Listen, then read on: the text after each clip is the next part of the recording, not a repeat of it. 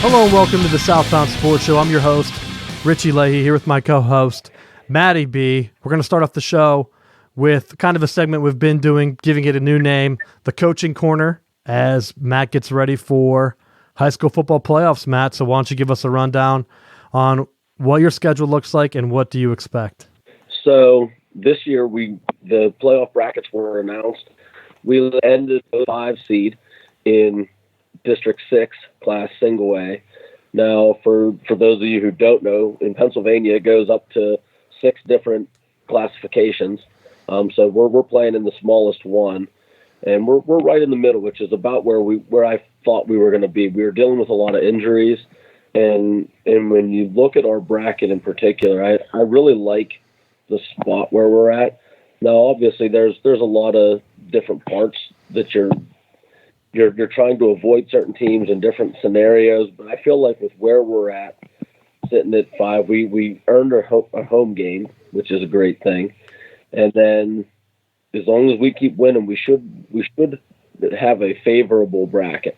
I know it's easier said than done, but I'm glad that we made it. I'm glad where we're at, and I think that there should be some excitement coming into our home game this Friday. Now, I know there's been a lot of talk about splitting the groups further, maybe by like private school and public school, but do you feel like that impacts your bracket and the draw that you got as a 5 seed? It does, because when you look at our bracket, the number 1 seed in our district is a private school in Bishop Guilfoyle, and the 8th seed is Bishop McCourt, which is another private school. So when you look at it, if we happen to win this week and next week, we're running right into the buzzsaw of either Guilfoyle or McCourt. So I think that definitely pushes itself. And you look at some of the other districts, and I don't have the full bracket in front of me, but I know with our bracket, we have a lot of games that we play up until you get into the state level. So it's like once you clear districts, you have maybe a game, and then you're in the finals. So for us, we definitely have a longer road to get to the state championship game. And I think it's one of the more competitive districts that you're going to find. Yeah, because when I played, I think we only had to win 1 game and we were in the district championship. Although I can't remember, that's been a long time. So how many games would you have to win to get to that game? To get to, I believe there's 5 rounds total. Like the championship game is played in December. Wow. The state finals. So how many games would you have to win to get the district championship? Just to clear districts would be 1, 2, 3, 4. So double what I think I played in. So it is a bigger draw looking at that division. So good luck going forward. Had a successful season, and I hope you continue that in the playoffs. So we'll be checking back in with you next week. Let's get into high tempo. Do you got anything for us this week, Matt? Big thing this week is normally a week that had a lot of playoff implications, just has something more important on the line: recruiting and pride. As you look at Florida State and Miami that are not ranked, that are 500. It's the 500 bowl this week. 4-4 versus 4-4. So you're excited about a 4-4 Miami and Florida State game for recruiting purposes? Aren't they just going to get Florida's leftovers anyway? Absolutely. I don't think they've out-recruited Florida for a couple of years now. But they don't see the success on the field. You know what the problem is? They don't have enough 5-star hearts. Break. 1 year. Getting into, I wanted to hit on baseball in high tempo. Giving them out would be all right. No, but I think you're breaking up a bit. So I'm going to go forward now. World Series. I think we talked about it. Was it last week with the Astros issues? Now they went ahead and fired, I believe, their GM because of some locker room behavior from last year, which I thought was crazy because they went ahead and he was excited, or he pretended. I don't know if he was sarcastic. It was hard to tell because, number one, there wasn't any video from what I could find, and there wasn't any audio. And he said something about being excited about Asuna, I believe. And the problem with that is he was serving a suspension for domestic violence. And so they thought that he was basically bragging about getting him on the team as a push towards domestic violence something. And I just wanted to bring it up because I think the fact that he got fired is crazy. Because if Major League Baseball actually cared, just don't let the player play at all. Problem solved. I don't understand why you're going to go after a GM for saying something that was only documented by reporters. It took a long time to investigate, and I think the initial article was in Sports Illustrated, and you're reading one person's account. I didn't see any other sources on it. I didn't see a video. You would think that if they were in there, they would have recordings, and maybe they do. And Major League Baseball didn't release them because it was worse than what it seemed. But to the outside eye, it just seems like a joke, almost like the NBA's grandstanding. So I hate to see it, and it makes me not want to support the sport anymore. But speaking of faking apologies and caring, Bob Nutting. He's pretending to care this week, Matt. I don't know if you saw all the news coming out.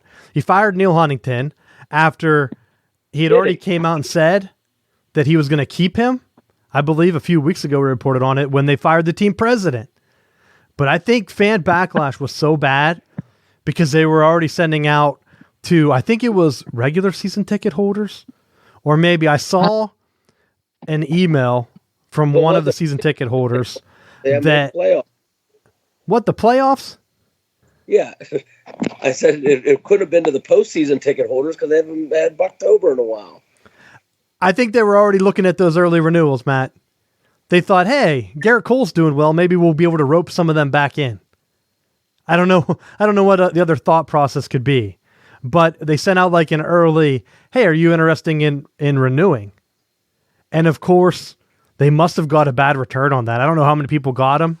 I tried to do some research to see if it was like a wide thing or what. But he came back. They probably sent out some surveys as well. And what happened? He said he's dedicated to winning now. He's embarrassed about it. I don't know if he used the word embarrassed. But he wants to win. Before, he didn't care about the fans criticizing him. But you know what? When they have a drop in attendance and people are writing articles, putting it together that, hey, you didn't pay for these guys.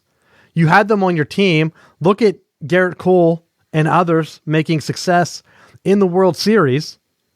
I mean, he's been dominating. That could have been your ace.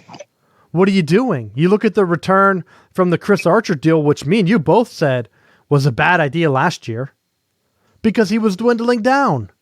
You can't tell me that was a great deal. That wasn't an up-and-coming pitcher. That was a guy that had his stats decline every year, and you give up the future of your team for that? So now you're going to come out and say that you care to try to get people to buy tickets is outrageous. So what are your thoughts on that? I mean, eventually it's going to hit a point where he's fired everyone else in the organization. There's only one person left, the owner. So he's literally cleaned everyone else out. That I think that by completely sweeping changes, now he has the excuse of, well, we fired everyone. We made all these changes. This should be enough to win. Maybe if he brings in enough Moneyball guys, that maybe they can have enough that they can win. Or maybe they finally are getting through to him and hitting him in the wallet. Maybe he's finally just starting to accept that he needs to make wholesale changes, and maybe he's going to put a better product out. But the Moneyball teams don't win. I tried to do research to see which low-spending teams have ever won the World Series. And outside of, the Marlins, not even recently, no team has. Every time a team gets close doing the Moneyball approach, you have to spend big. The Royals came close. They lost the World Series. They spent big the next year and won the entire thing. Now, because they spent big, they're having some downside of that, but you gotta do it.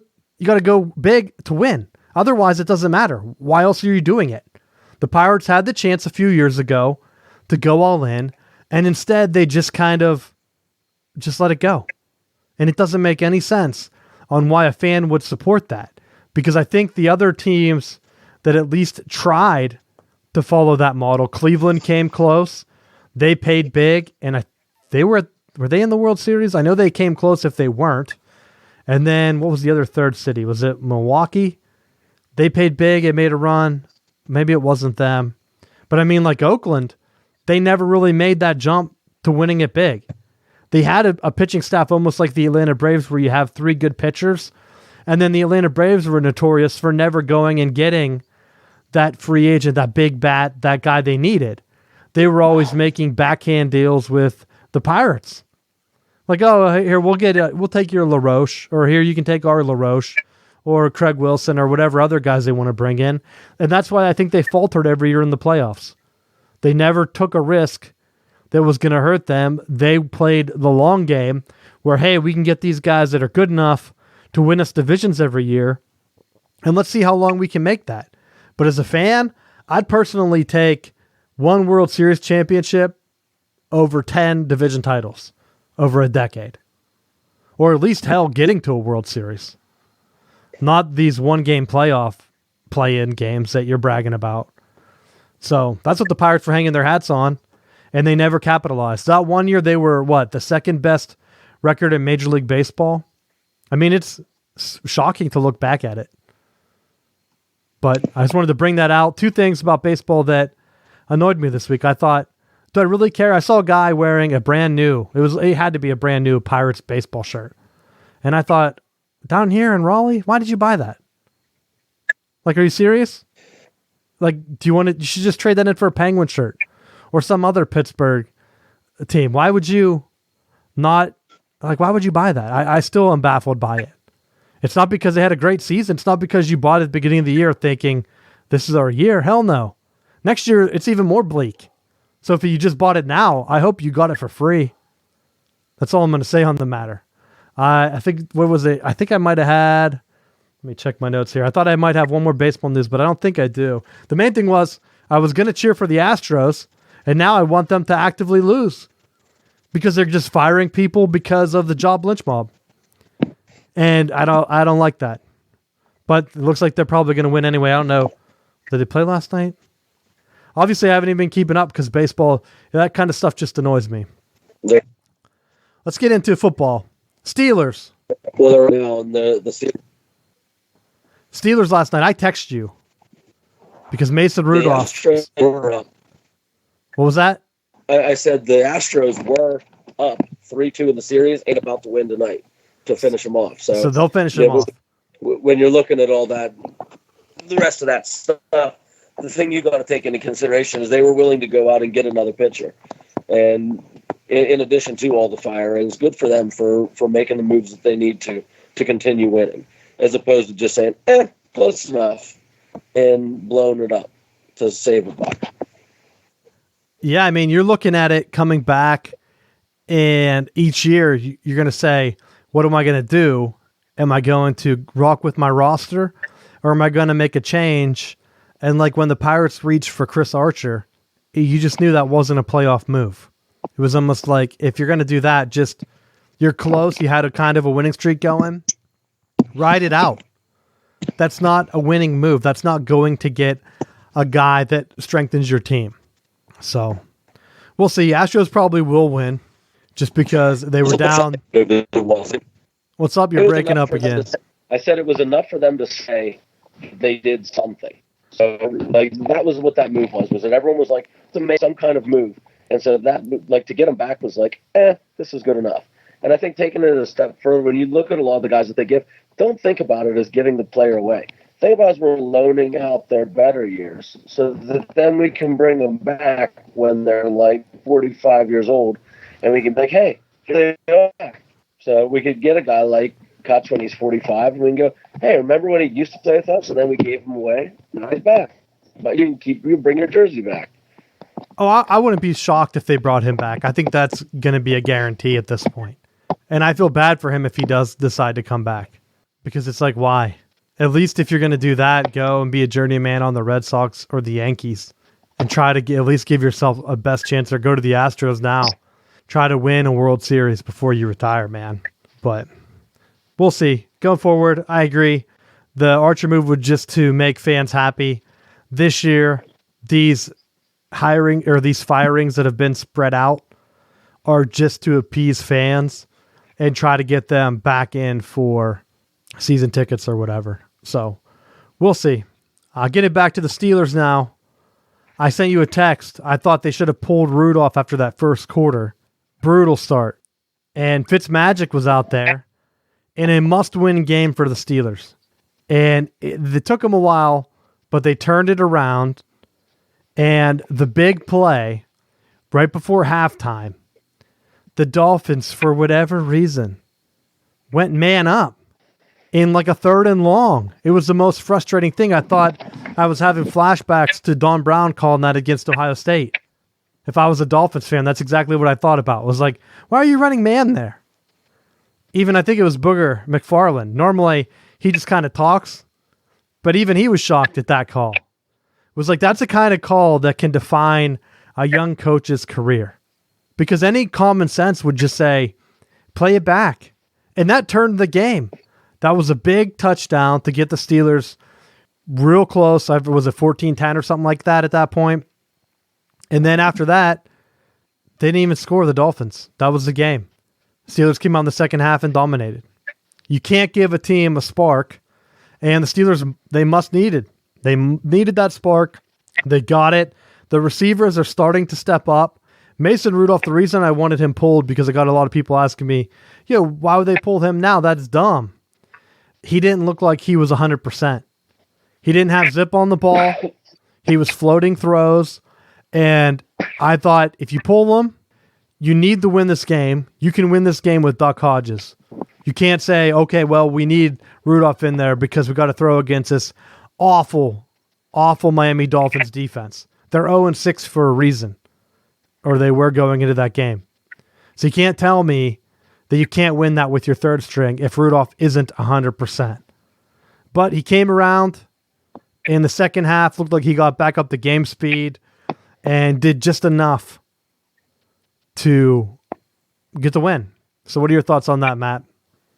I agree with you. That coverage that they went into, I think they were kind of playing it conservative. They were that the blitz was going to get there, and I'm sure that it was something that they saw when Pittsburgh played New England earlier in the year that they liked. But the difference being, New England was disciplined enough to run it, and the Dolphins are just looking like a firestorm right now. So I was right there with you. When you sent that, I thought, you're right. He didn't look right. I mean, even right off the bat, the first pass of the game, Juju ran the out, and the receiver was all over me. Should have just threw it away. And it was like a blatant throw right to Miami for the interception. I thought, we're going to lose the Dolphins. I really thought, going into halftime, I thought, they're done. There's no way they're going to win this game because they just looked awful. But I will say what bailed them out was James Conner running the ball. And the offensive line, they can see some cooperating out of that. I think that was something that was really a determining factor in that game because he's really running it when he's healthy. Yeah, I agree with you. I don't think that they would have won if they didn't have that big touchdown catch that I had talked about right before halftime. If they would have settled for a field goal there, I don't think they have the confidence to get holes for Conner. Conner was running hard, but they were at the point where the Dolphins were starting to creep up a little bit. And yeah, the first throw was glaring because as a quarterback, you never make that throw there. He's running like an out. You need to throw that to the sideline and high. Instead, you throw it short towards the middle of the field, and the safety just sits on it. Like that had zero chance to be completed. He almost threw it like it was a comeback route, but Juju wasn't really cutting that from what I could see. Of course, I'm not going to sit there and analyze interceptions, but I thought you have that throw it to the sideline. In worst case scenario, it goes out of bounds, or just throw it away at that point. You're down near your end zone. Who cares? And why are you giving the Dolphins life? Well, I'll take it a step further. When I coach my quarterbacks at the high school level, they learned that cardinal rule number 1 is never throw inside on an out cut. And it was a poorly spotted ball. But I think even if he throws it 2 feet more outside, it doesn't get picked off. It was poorly thrown, and then that's why it happened. So I don't know if there was some pressure in his face, and then try and get. Bottom line is you can't throw it inside, because that will happen a lot of times. I'm thankful that it was just picked and not returned to the house. Yeah, and that's where the one where you said even if he throws it to the outside, I don't think it's intercepted, because Juju almost broke it up. I think it was Juju out there, and that was just because it floated. Like, if that was a bullet, it's probably just a pass breakup. Like, if he is able to get zip on it, and I didn't see zip on it, and he didn't really get hit, and that's when I thought, oh, man, he's not all there. Then he made some poor reads later in the game, throwing in the double coverage and stuff, and I thought, just get him out of there and let him sit back. You had Hodges. You had offense that was right there tailored for him, ready to go against the Dolphins, but they got the win, and now you're looking at a Colts team and a Rams team, both with winning records. I said before that I wanted them to win all 3 of those games, Dolphins, Colts, and Rams, to get to 5-4. But things have kind of started to clear up. Colts seem like a pretty good team. I'd be happy right now with the split and going 4-5, because the Browns don't look good and the Bengals look awful. So following these next 2 games, you have 3 games, Browns, Bengals, then Browns again, where you can get 3 wins and get right up there to a winning record and get ready for the playoffs. Your last 4 games, you're going to play the Bills and you're going to play the Ravens, two good teams again. But then you have to beat the Jets. And there's one other team that now, of course, as I start to talk about, I forget that they have, that I think they can get 2 wins on the back end to make the playoffs. That's if you beat teams you are supposed to beat as a playoff team. So realistically, you could drop the next 2, but I don't want to see that. The Rams haven't been impressive. Colts have been playing kind of contain offense. Make Brissett win the game. Make them win.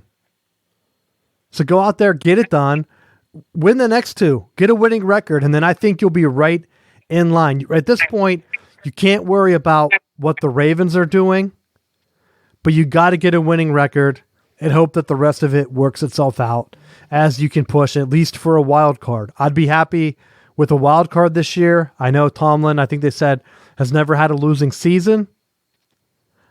Just the way the schedule's lined up, I don't think it happens this year either. Worst case scenario, I think they go 500.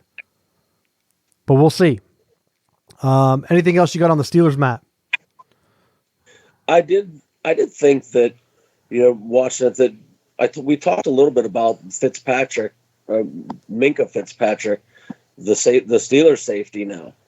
What an impact that he had in that game with the interceptions. It looked like people were questioning that they gave up too much value in trading for him. I think that it will help win the game for him, turn the ball, getting 2 extra possessions for Pittsburgh. So I think that it was definitely in their favor. Well, I think the second one was overhyped.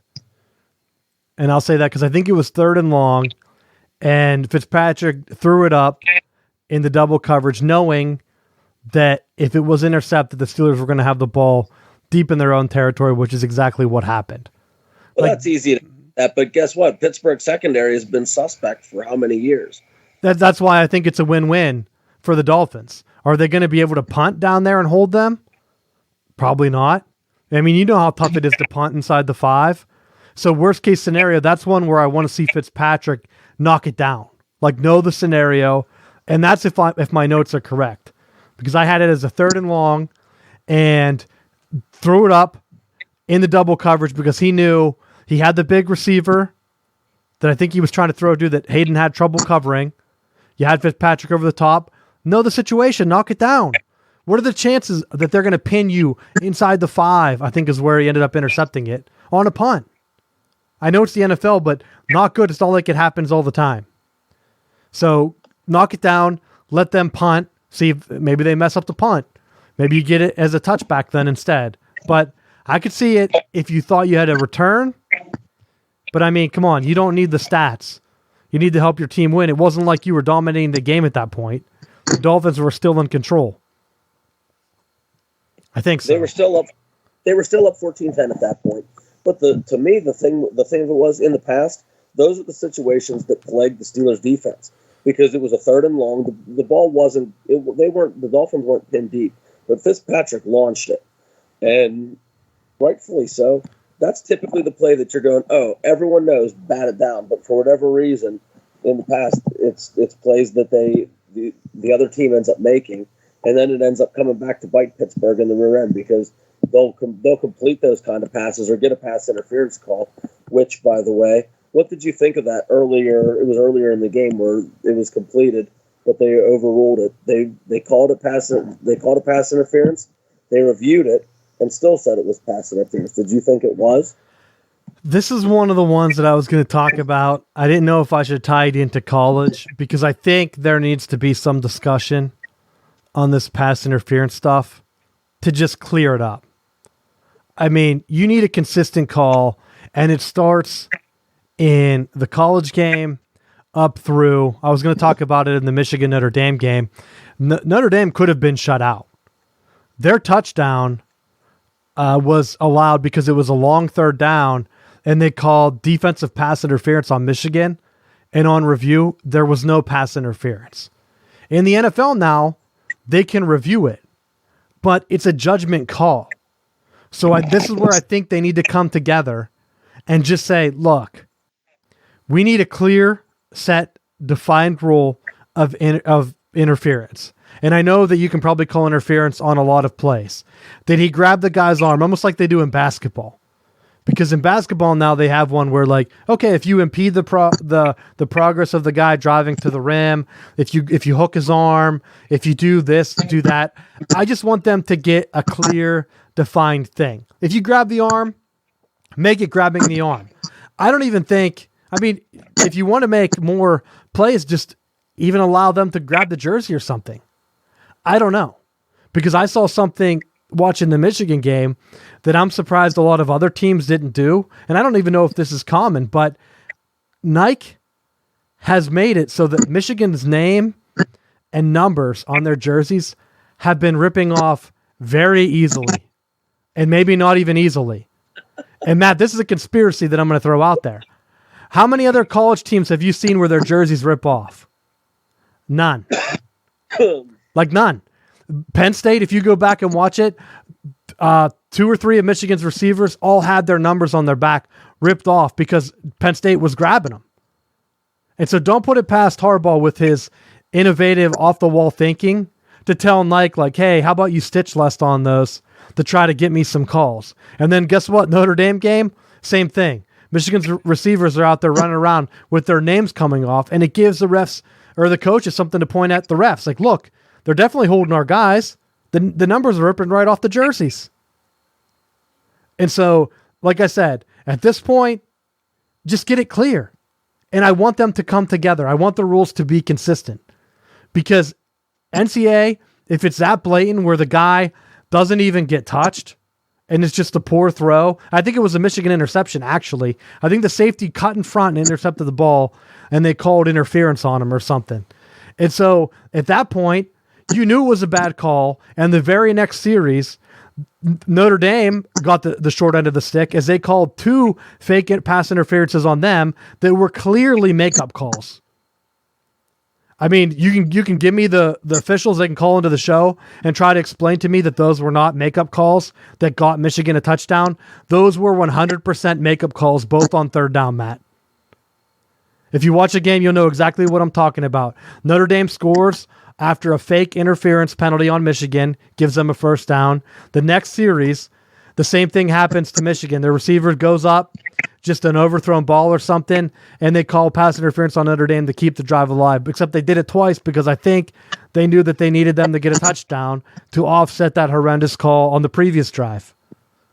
Nothing will change my mind on that. So the NFL thing, at this point, I don't even care if it's interference or not, but why go to the review and then keep it? It just doesn't make sense. It just frustrates me. Give me a clear-cut thing. It goes back to the Saints game last year. It makes me think like they're fixing games, Matt. Prove to me that you're not fixing games. And don't tell me it's a judgment call. Rewrite the rules so that it's not. If the NBA can have all these weird rules that their announcers know, like, yeah, he had 2 fingers on that forearm, so it doesn't really count as a foul. Like, they know every little thing because they've been coached up on it when they talk about it. The NFL could easily do the same thing, talk to the NCAA and get it passed down so that players coming into the league know what to do. It'll make the game better. I can kind of see your point with it, but I was watching, like, specifically with that pass interference call. My initial reaction to it was, oh, it's a bad call. But then the more I watched it, and I think this is where you're seeing some of the over-analysis by the officiating crews, is that when you really watch the replay closely, it definitely affected the Miami's defenders' ability to make a play on the ball. Yes, they were both fighting for position on it, but it definitely impacted his ability to make a play. And I think that's why they ruled it pass interference. But I'm going to say the old adage, like I said, get the rules written down, because it seems like it's like a baseball's unwritten rule right now. Oh, if he extends the arm, but I don't think he really extended the arm. So then why did they throw the flag in the first place? Because it looked like they were just hand fighting. And that's where I said, make it consistent, make it be fully extended arm so that you can look, and then that gives the ref something to look at. Because right now, the way you just described that makes it seem like you watched the TV broadcast and they were trying to talk you into why they thought that was pass interference. Because that's exactly what the guy's doing. Because what you were describing with Booger McFarland is exactly why I watched the Steelers game on mute, so that I didn't have to be swayed. But not only that, but I also recorded it just to re-watch it for the show tonight to make sure that it so wasn't. Wait, did you listen to the commentary or not? No. On the replay you didn't? No. I think you're lying. I think you're lying. Don't lie on the show, Matt. Don't lie.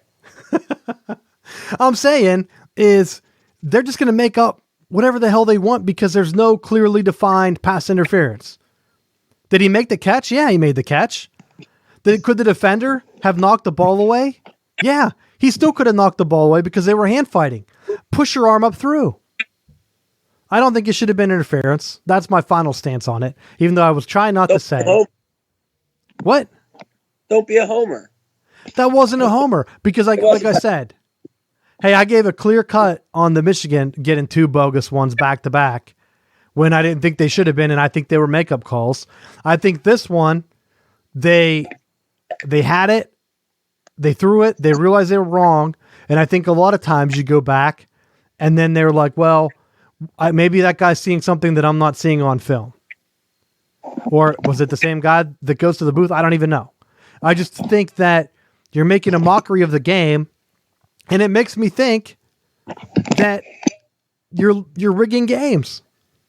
You can't tell me last year the Saints game, I know I've been back and forth on it, but how was that not anything else other than a rigging? I mean, you didn't have the overturned or the replay, but I wonder if they would have even overturned it. We don't know. So I was surprised because I normally don't even go and look at fantasy things, but Matt Berry, that guy that does fantasy football at ESPN, he was heated at the Cardinals after I was mad last week about them saying how David Johnson didn't play. And then I guess their official Twitter from the Cardinals put out a thing, at least this is what Matt Berry said, about how people should have just started Edmonds anyway. Because you should have just known that David Johnson was injured, even though they were trying to fake you out. And then I saw and this related to college, it's not really NFL. But then I saw Gary Patterson from TCU. He's mad that someone leaked that one of their tackles had surgery Sunday night. And so he's going to be out for the game. And I thought, Matt, what advantage does that give you? Does he think that other teams have film just on their tackle? I mean, maybe their guy that he's going to be playing against, they know his tendencies, and so they're going to try some things. But it's not like they're going to go, oh, hell, he's out. Let's get out that secret tape we have on their backup tackle. Because he probably didn't play many snaps, so you can't tell me that he has film out there. So again, it's not just polluting the NFL game, these fake player reports. It's in the college game too. And I was just shocked to hear Matt Berry speak out against it, because normally ESPN has to toe the company line. They don't want to call out NFL teams. But I don't know. I mean, it's just, do you want to clean up the game? Do you want fans to come back or not? Because you have these group celebrations, which I still think are idiotic. Defense gets a thing, and then everyone runs to the end zone and takes a photo? Like, I still don't understand that. I still don't understand it. And I don't know why anyone would be excited to do that. It's almost like, great, another photo op. Let's go in there and act goofy. Like, what does that give you? Anything else you got from the NFL? I think that was my only thing. Just bringing back up the Cardinals. Edmonds got hurt anyway. So now they traded Drake from the Dolphins. The Dolphins trade him right before the Monday night game. That is an awesome move. Now they're close to just acquiring all of the first round draft picks. That's the way to do it. If you know that it's a heavy prospect draft, then you just go, let's just take all of them. We'll just have an all-star team. That's what they're doing. They're not afraid to get rid of anybody. Make me an offer. But I think, like, when you're looking at fantasy numbers, Matthew Berry has a ton of reasons, because that's his job, to try to give you information on players and stuff. So for them not to have that out there, it makes him look bad. So of course he's going to fire off. But looking at our fantasy league, I think it's pretty wide open at this point. When you look at some of the numbers that some of these individual players are starting to put out, it's kind of insane. It just reminded me this weekend of how much I hate fantasy. Chase Edmonds I had as my backup running back. He gets hurt. Gets like zero yards, pulls his hamstring. Pulled it right off. I didn't even know. It's just unbelievable how many injuries I have to go through.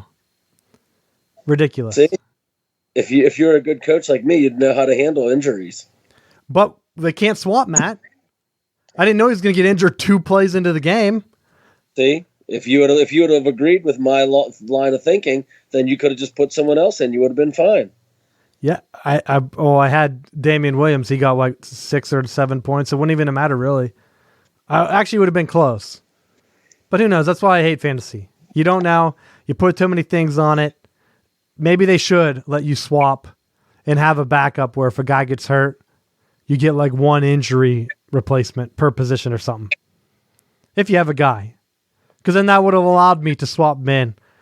And it just doesn't count. If he gets injured after the first half, only the second half stats count or something. I think they could easily work something like that out. Come on. Nerds play these games. Come up with a better system. I had one other thing. The 49ers. I made fun of them a lot on the show. And I think it's pretty clear that their coach was the whole success behind the Atlanta Falcons. As soon as he left after that Super Bowl, it took a little bit for the 49ers to get rebuilt. But there's Atlanta, what did I say? Atlanta Falcons. I don't know if I said that right. They're falling off a cliff. How can you have that many offensive weapons and look like complete garbage every week? And then you have the 49ers putting together a hell of a season, scoring a ton of points with a bunch of nobodies on offense. I look at their team, it's like, what are you doing? What are your thoughts on that, Matt? I have the answers for you. When just completely just do nothing but stalk your offensive weapons, and then have nothing on the defensive side of the ball, and guys start getting hurt, you end up with the Atlanta Falcons hot mess disaster because they can't stop anyone.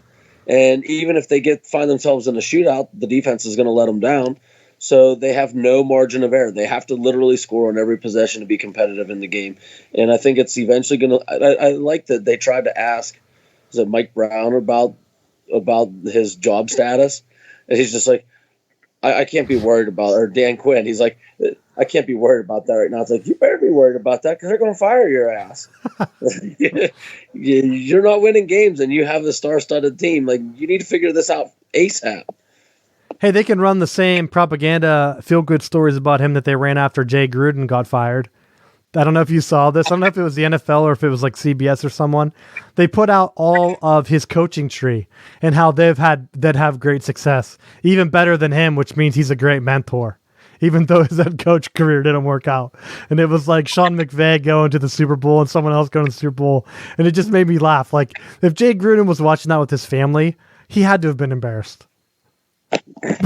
Like, we're sorry you suck at your job, but hey, you made some good hires. Look how good these guys are doing. After they left you. Ridiculous. I think, one big other NFL news, O.J. Simpson thinks that Jim Harbaugh could turn the Browns around. Did you see that, Matt? I didn't see that. O.J. Simpson, randomly. The king of the Browns, O.J. Simpson. That's what everyone thinks of when they think of the Cleveland Browns. They're like, oh, who can I talk to about this? O.J. Simpson, what do you think? I think they should hire Jim Harbaugh. He could turn it around. Unbelievable. That made me laugh. Well, I think that whole Cleveland mess, I think that just goes to show you that there was more to that team with either the defensive coordinator or Todd Haley that were pushing. And you saw it on Hard Knocks where both of them were trying to push for more of an identity, and it ended up not working out. So you could see who was there pushing to get the changes that they needed to be competitive, and neither one of them are there now. Oh, their team is almost completely shot. Baker Mayfield is spooked. He's seeing ghosts like Sam Darnold was. I picked up their tight end for fantasy because he's been playing like a ridiculous number of snaps. Baker Mayfield checked down to him 0 times in the game. 0 times. How do you not check down to your tight end like every other team? You just keep forcing it into double coverage. Like, it's ridiculous. I bought into that Browns hype. That was clearly a lie. Even though I might not have talked about it on the show, I thought they were going to choke. But it's true. You're ruining a guy's career. He's probably afraid he's going to get beat up by OBJ and Jarvis Landry. But they're probably like, just throw us the football. I'm going to kill you.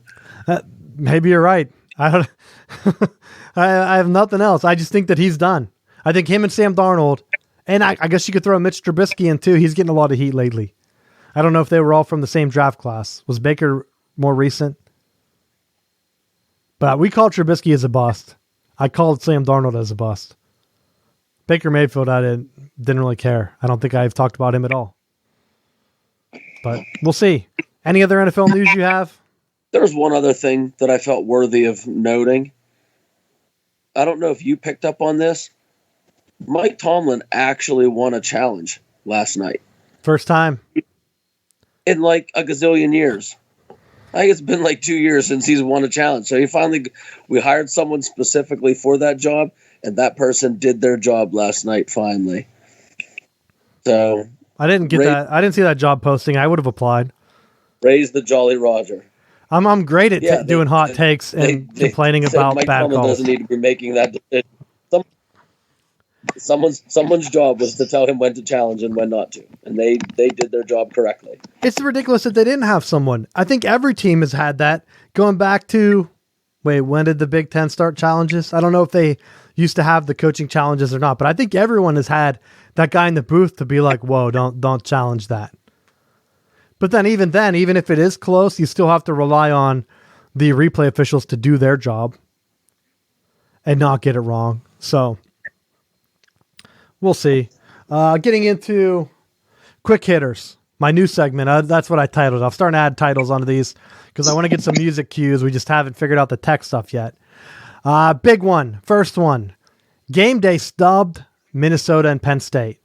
You have two undefeated Big Ten teams, Penn State and Minnesota. Game day's been going for like 15 years, and so you've never been to Minnesota.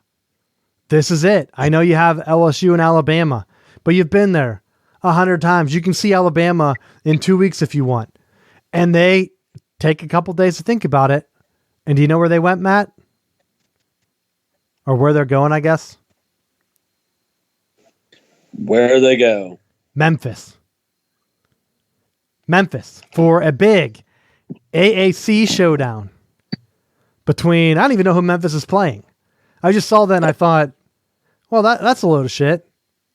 I mean, you have a big school, Minnesota, that you really, I mean, I don't know how many times I've been on game day, but you've never been there. You can highlight the city. It's Big Ten football, undefeated teams. But instead, you go to Memphis because, what, you like the city? You want to get a bunch of country music singers on? Or that's Nashville. I don't know how close they are. But I feel like you're going to get the same kind of garbage that you're going to get from a city that you went to North Dakota or whatever it was last week, and I'm fine with that. Big day. I think if Michigan might have beat Notre Dame, you might have got them, but Michigan's on it all the time. So I really don't care if Michigan's on it, but like try to get some of the bigger schools. They're like Minnesota has a ton of national championships from back in the day. ESPN always talks about Yale and all these other teams' histories. Go see Minnesota. That's my take on that. Other Big Ten quick hitters, both my quick hitters are Big Ten related. Scott Frost, Matt, I don't know if you saw this, but apparently at the Big Ten meetings, Indiana administration, after Indiana beat Nebraska on Saturday, they said that it was personal for them because at the Big Ten athletic directors meeting or whatever, Scott Frost put in a proposal and said that his cross-conference matchups were unfair because he has to play Ohio State until 2021. I think that was the year. And then after that, he has to play Michigan every year. And instead, why would he have to play those two schools? That's not fair. He can't get another win. He would rather have played Indiana every year. That is what he said. It's a smart move. Because we talk about it all the time. Why have these crossovers? I mean, you take the Wisconsin crossover out of Michigan schedule and give them, what, Northwestern again? That I don't think Harbaugh's ever lost to. And you're looking at a 1-loss Michigan, a 0-loss Penn State, and a 0-loss Ohio State. Your East Division champ is going to be in the playoffs no matter who it is. No matter what happens if Penn State ends up losing to Minnesota because they're a surprise. But at that point, it's like, I agree with them. I know he came out there and it became bulletin board stuff for Indiana, but he said something about the prestige of the program and how they would rather play them instead of Ohio State, Michigan every year. But I remember when they came in, I thought that Nebraska specifically asked for a big-time cross matchup because they thought they were going to run through the West like they did the Big 12 North. Instead, they didn't, and now they're stuck where they are because I know that they wanted either one of Penn State, Michigan, or Ohio State, and guess what? You got them now. Now you're rebuilding, and guess what? You're going to get run over.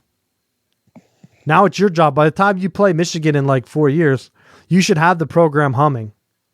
It shouldn't really matter. One loss should not eliminate you. Well, Scott Frost will probably be the head coach at Michigan by then, so it'll be all right. You think that's where they're going to go? So what they tend to follow the trend of smash mouth eye spread, smash mouth eye spread. So this way, it keeps the program, it keeps the fan base interested just enough to keep everyone donating money to the boosters, but not quite enough that you keep the type of people in that you need to be completely successful and win a conference championship. Well, I'll say this, because that's going to be the next talk that I have. Michigan dominated Notre Dame, and it could have been worse. Because for that reason, like you said, Matt, if you go into a pro system, it doesn't really matter if you go back to the smash mouth eye or not, but you have to be versatile and know the weaknesses of your opponent.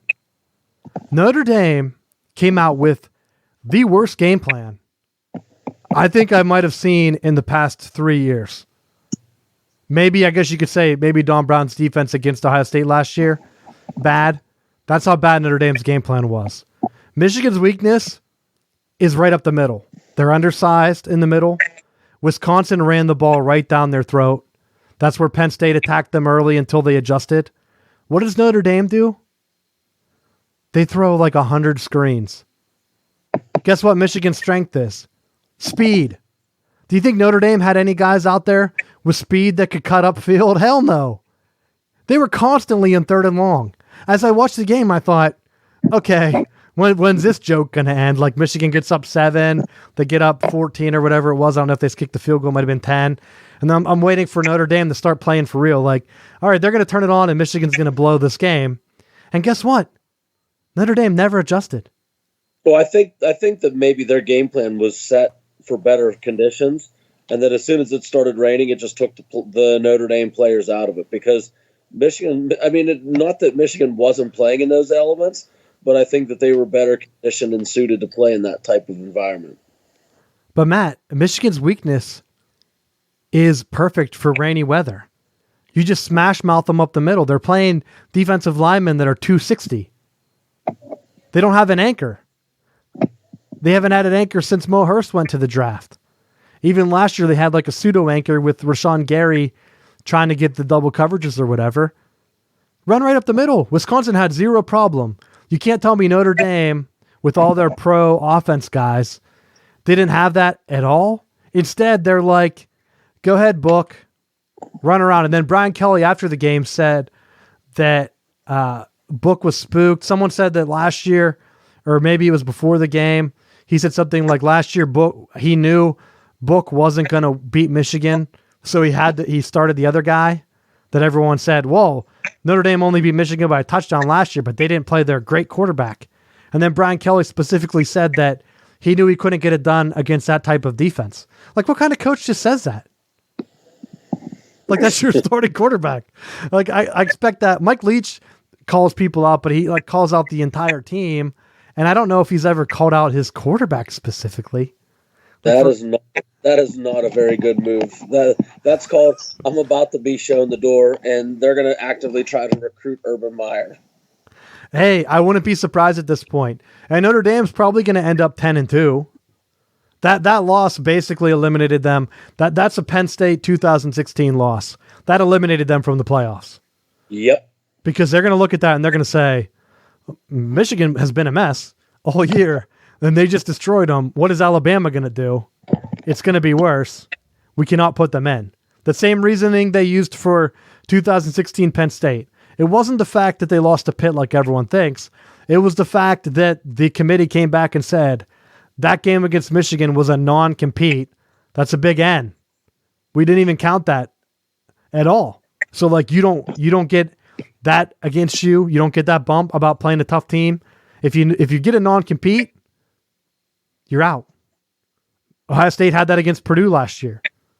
That was a non-compete. Purdue ran all over them. They don't want blowouts in the playoffs. They would rather. I think the committee would rather have a team that just keeps it close. I mean, I don't know if we're going to see that. I mean, LSU has been keeping everybody close. We'll see what they do against Alabama. Memphis is playing SMU. That's what I told you. That's the game day. But I looked up the schedules. SMU's undefeated at 8-0. Memphis is 7-1. Go to Minnesota. Go for the undefeated matchup. No, they're going to give SMU the hype because they got the death penalty, number one. And it's right in time for the NCAA to start paying players, which makes perfect sense because SMU is back to being competitive and they don't stand a snowball chance of winning out and then making the playoff. They can be like UCF. They can raise the banner and celebrate a national championship because guess what? You're not getting an invite to play with the big boys. Yep, you're exactly right. That's why I wanted them to go to a automatic bid. And I'll say it all the time. I feel like I'm a broken record on this. I think that will fix the parity for recruiting. And speaking of recruiting, I didn't put it on the docket today, but it bears mentioning that the NCAA has put out that they are starting to look into ways to get players payment for likeness. So they've approved it, which we knew was going to happen because all the states already approved it. And so they're trying to get out in front of it. And I'm already going to say, I'm going to hate it. The way they worded it, Matt, makes it seem like it's going to be exactly like when I played college ball. You come in, you sign your paper, giving away your likeness or whatever so that they can take photos of you and use it for promotional materials. It's like a little docket. And I'm thinking that what the NCAA is going to want to do is they are going to force donors to go through the NCAA. So this is my prediction based on reading some of the documents. This is my initial hot take after about 12 hours. I think they're going to tell donors that if you want to be compliant, you got to give money through the NCAA. And I'm thinking that they're going to give it to the school only. And then I think they're going to leave it up to the school to disperse it to the players as a way to control kind of Title IX stuff, where they're going to say, oh, Michigan, why are you giving only all of your donated money to football players? That's a big no-no. And so schools are going to have to start to give some of this money to like, oh, here's a water polo. Oh, here's a volleyball student. That's my concern. And I feel like it's not going to help the students at all. And you're still going to have people paying under the table. That's my worry from this. Because it's almost like a union, but non-union. Because they're not workers. So the NCAA will kind of have like a players association. And they'll pick and choose. Hey, if the NCAA is going to pick you for cover of the Heisman or whatever, then they'll give you a bump. But then it's almost like you're getting paid per performance. And I think they're really going to try to cut off, hey, here's 100 G's for that 5-star recruit that just signed with Ohio State. Here's 100 G's for him. The NCAA is going to be like, no, we're stepping in and we're going to take that 100 G's. We're going to take 30% off the top. So Ohio State will get 70 G's, and then they're going to have to cut that up amongst all their sports. That's my prediction. Have any hot takes on that? Well, the one thing that I saw actually came from one of your representatives down in NC. Senator Richard Burr was talking about, well, if college athletes are going to make money off their likeness while in school, their scholarship should be treated like income. I'll be introducing legislation that subjects scholarships given to athletes who choose to cash in to income taxes. So he's already saying if you're going to make money off your likeness, then it may not come back that way. What they may end up doing is just taking the money that you could be awarded in your scholarship and treating that like taxes. So the money that you make off your image and your likeness from like the remaking of NCAA football, you may just have to turn that right back around and pay it into taxes. So it may be a situation where it zeroes itself out unless you make it big in the NFL. But I'll say I don't like that because I think that's just a big fear-mongering thing that they're doing where they're trying to get kids afraid to ask for money. But do they collect income tax from other scholarships? Like academic scholarships? But they're not saying that they can. They're not making money off it, though. But you can. If I'm, like I was in computer science, so if I was a student on scholarship, which I was, and I made an app, which I did, I was able to sell that and get money. And so that is complete bullshit on the NCAA because they're saying that for that same thing, because I was a game developer, I could just make an app and make money from it, which I did. So instead, what if I was a football player and I was tutoring lessons and people were giving me money to do, like if I'm a musician and I'm on a scholarship for the band and I'm giving guitar lessons, I can make money from that. The NCAA is not, or the college isn't going to say, hey, you got to take your scholarship now, buddy. That's exactly what the NCAA is doing. They're saying, hey, you can't run that camp. You can't do a punting video on YouTube. No, you're going to lose your scholarship now. And that's why I say it's bullshit because I've been on both sides of it. I've had the athletic scholarship. Well, I don't know because I was D3, so it might be a little bit different because I think it was all in one. But I know people that have had the big scholarships, and it works the same exact ways. You get the money, and then you sign your likeness away, and then you really aren't supposed to do anything for sports. I couldn't go ahead and give batting lessons and get money for that because that would make me ineligible to play baseball. If I wanted to do the other stuff, then it has to be outside of sports. But now they're at the point where they're taking kids' YouTube videos, and to me, that's more of an entertainment product. And yeah, sure, they're only watching that punter from UCF as my example. If you want to look it up, it's from a few years ago. Sure, that's an entertainment thing. That's like me doing a talk show. You should be able to make money from that. But they were saying the only reason people were watching that is because he played for UCF. That's why they took that channel down. Like they were almost discrediting him and just saying, yeah, no one would know who you are. Like you're a joke. That's basically what the NCAA ruled. And this legislation is going to do the same thing. They're going to scare a lot of kids into getting that likeness, and then that's going to make it 100 times worse. Make the scholarships the same exact as they are now, because 90% of the players aren't going to get any money. They're not. I saw the not the Madden, the NCAA checks. A lot of people posted them on Instagram. Matt, they were like $100. I think some people even had less than 100. And that was some people that played 4 years.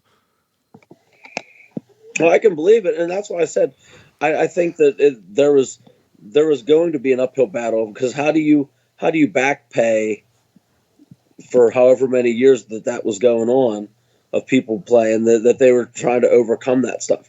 And as far as like the cashing in of some of that, then it goes back to if they do treat it that way, then maybe that opens it up so that if you want to coach, if you want to start a camp, if you want to do something like that and get paid for it, you're going to be able to. You'll just have to end up paying the taxes for the amount of money that you bring in. It's just one more moneymaker. I'll say this, that legislation is pretty much going to kill football for any North Carolina school. Because if you're an athlete and they're going to go ahead and say that you have to earn your way to make your own scholarship money back because they're going to tax it, who the hell is watching North Carolina games? But I think it's only they're only doing it as a, if you plan to cash in, if you want to use your, but Matt, so like for example, someone like Zion would definitely be able to cash in on it, because with the amount of money that he would make off of his own likeness and image, I mean, God, he was on ESPN constantly. He would make money hand over fist. It would make sense. But I think the people that it's affecting is it's going to be those people that are in those lower level sports that aren't money makers for the university, that's going to ride the coattails of the basketball tournament players, the college football players that are actually getting more of the notoriety and the financial contributions to the school. And it's going to nip it from everyone cashing in and then draining out athletic funds. But that's my point. Because, yeah, that might work for some basketball players in North Carolina, but everyone knows the big money-making sport is football. How are they going to get any five-star recruits at North Carolina or Duke? They will get zero, because they're going to tell them no. They at least compete. They had Julius Peppers. Wasn't he a high recruit? They have like a 4 or 5-star recruit now with Mac Brown. Some of the guys they're getting, that will drop to zero, because you're going to go ahead and Clemson comes to town, Matt, and they're saying, hey, our stadium is full. Have you seen pictures of your stadium? Who the hell is going to pay you? Their entire team is going to be full of 2 and 3-star guys now. Any 4-star, 5-star guys they might have been able to sneak in, gone. And it's only going to help the big boys. You want Notre Dame to be able to recruit on that level? I mean, I looked at the recruiting rankings after the Michigan-Notre Dame game. Michigan has soundly been out recruiting Notre Dame. I think there was only 1 year in the past 4 or 5 that Notre Dame ended up higher than Michigan, and it might have been Harbaugh's first year when he had that shortened class. I mean, it shows on the field. How are they going to ever make up? Because they're not really in a conference. They don't have a footprint. But then the NCAA is going to allow them to pay. All they have to do is say, look, we're Notre Dame. We can get you on TV. We have our own TV thing. And they're recruiting now against guys that are going to, hey, maybe I'll go to North Carolina. Hey, maybe I'll go to NC State. It's like Notre Dame just comes in. Same with Pitt. You can add Pitt because that's my last topic. They come in, they're like, seriously, did you see that stadium? Who's going to pay you? Nobody's going to pay you. Come to Notre Dame, we'll at least cover your scholarship. I mean, heck, some of these teams don't even make money. Florida State had trouble breaking even in their athletic department so bad that the ACC ended up giving them extra money. Like that's how bad they wanted to keep Florida State so that they didn't leave and try to join the Big Ten or the Big 12. So you really think that teams that are hurting for money are going to be able to pay above scholarship for like these top guys? They're just going to start losing recruiting battles. They'll win one or two because they're going to pay top dollar for them. And then the rest of their team is going to be filled in with walkouts. And it's going to be, I mean, it will completely flip. People think that there's a big divide between the Clemsons and Alabamas. I think if you flip it to automatic bids and try to encourage players to go to other teams and lead them to the playoffs, I think that would help disperse the talent. But if you go to a paying thing, you can pretty much just look across the teams that have 100K stadiums or gigantic boosters like T. Boone Pickens, rest in peace, that are going to say, hey, you know what? I'll pay for the entire team. Not every school has that. In fact, most of them do not. And it will just be lambs to the slaughter. Do you want Michigan's schedule to look like them playing Rutgers every week before they get to Ohio State? Because that's what the Big Ten might have some big boosters for some of those schools. But hell, the ACC already looks like that. The North Carolina guy is only making it stronger for Clemson. It's going to be lambs to the slaughter. It'll be like when Michigan went into Rutgers and Rutgers said they're going to fence the garden. And then they lost 78-0. That's what it would be whenever North Carolina decides to start taxing their players. It'll be the end. I don't know. Running a little bit. We went super long last week, but we're all right on time. Last topic, Pitt choked against Miami. The ACC Coastal's a mess. I saw the scenario where teams that, once again, we talked about this last year, could all finish 4-4 because Virginia lost last week too. Pitt had a chance to jump up and be atop the Coastal, but they can't get it done versus Miami. Now, like Matt said at the top of the show, Miami's going to battle Florida State for hopes of making a bowl game, while Pitt just sits around hoping, do we win this week? Do we make some more bonehead calls? Like, what are we going to do? Which Pitt team's going to show up? Narduzzi tweeted, ready for the next one or something like that. And it just made me so mad. I'm not even a Pitt fan. I can imagine Harbaugh tweeting something stupid like that. Being like, like whenever, what did he say at the halftime of Penn State game? This is going to be the best football of his life or something like that. Like, I thought that was bad. And then Narduzzi's like, don't worry, guys. Oh, shucks, we'll get that next one. We'll get that next one, and we'll just miss making a title game against Clemson again. Maybe it's for the best. You got anything else on the ACC, Matt? To me, that the big thing is Florida State's got to win this week. They just have to, and that's just the bottom line. I think they're playing better, and they're showing some signs of improvement, but the bottom line is you got to win this week, and you got to set the table for winning the state. Beat Miami, beat Florida, and I think you roll into next year. Hopefully it sets the table because they're still holding well recruiting-wise. They haven't lost prospects that they've been actively recruiting, so I think that's helpful. But I think that they have to be able to prove that they're moving in the right direction, and the only way you do that is by winning. So if they win, then they're going to be fine. And I think that kind of takes some of that sting out of as crappy as this season's been at times. All right, getting ready for the final bell. I have two questions for you. The first one, do you think Clemson survives if they take a loss now? Do you think they would make the playoffs? I don't think they would. I think if they take a loss, they'll find a way to put 3 SEC teams in. They'll use it as a justification to guarantee that there's no way Clemson gets themselves back in. Because I think you can make an argument at this point now for LSU. You can make a point for Alabama and potentially backdoored into Georgia, even though they have the loss. I think they could look at those three and then have Ohio State on the other side, and they would be fine with that look. Well, no, here's my dream scenario. That Clemson takes a loss, and so they're sitting there at one loss. Then the SEC team kind of does like a round robin where Alabama runs this table, but then was it LSU and someone else? Was it Florida? Or maybe Georgia already has one loss. But whatever, there's two teams that have one loss. Then you have the Big Ten, and they can survive by Penn State running the table, except they lose to Ohio State.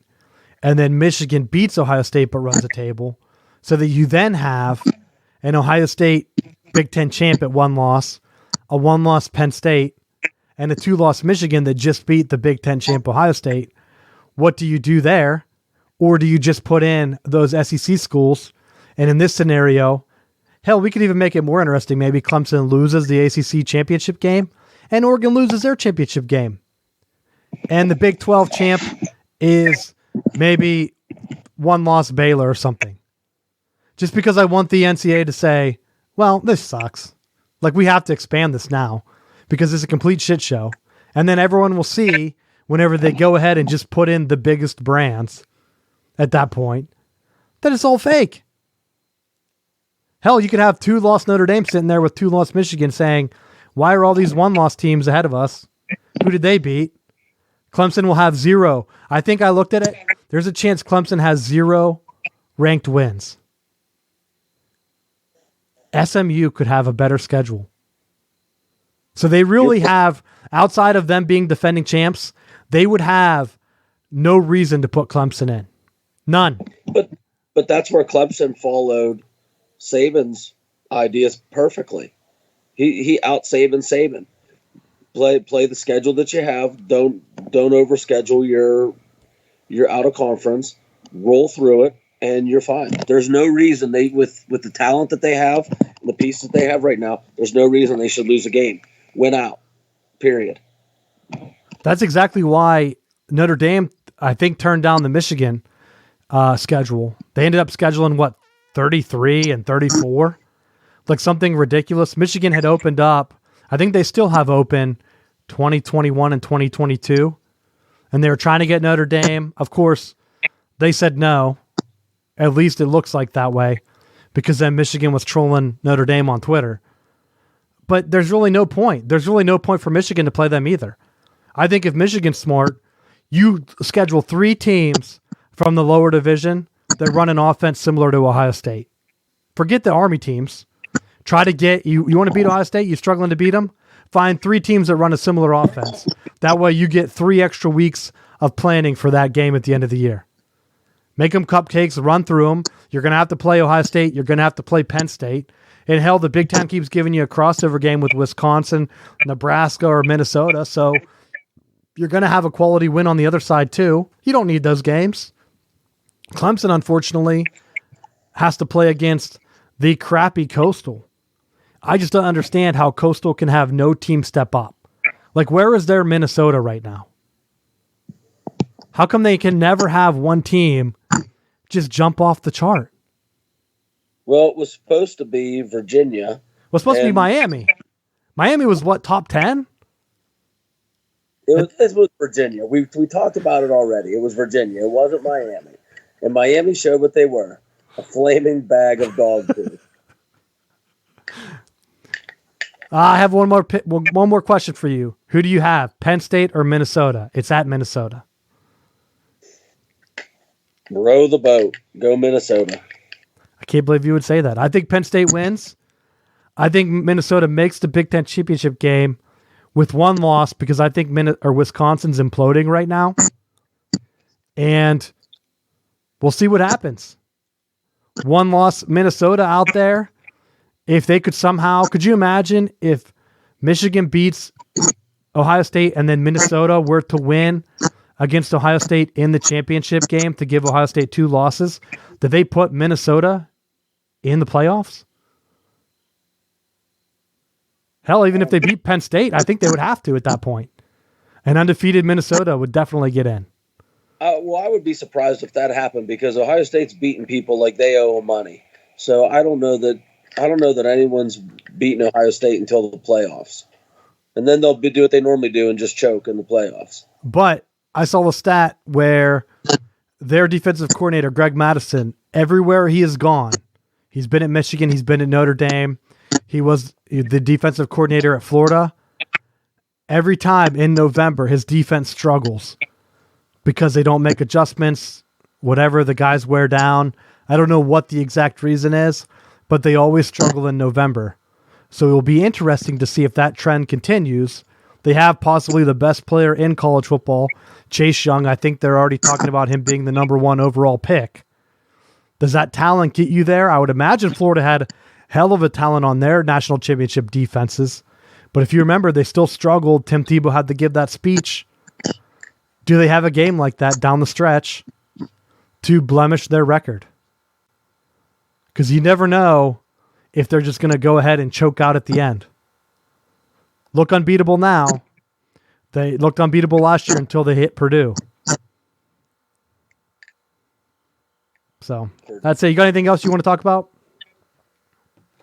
Yeah, just thanks to all the supporters here for the show. Seeing the numbers increase is always pretty cool. And glad you guys are tuning in and liking it and sharing the videos. Yeah, definitely after last week's blunder, which wasn't exactly our fault. We're trying to get some of the technical stuff fixed up and to improve the show. But definitely love the support, seeing tons of people watching it when we had to rebroadcast it on Wednesday. So thanks for the support. Check out our sites, southboundsports.com. You can buy some of our stuff or some of the stuff on Amazon through our affiliate link to support the show. Looking for other ways. So if you have anything you'd want to see, anything else to get back to the fans, definitely reach out to us and we'll try our best. So thanks for listening, and we will see you next week.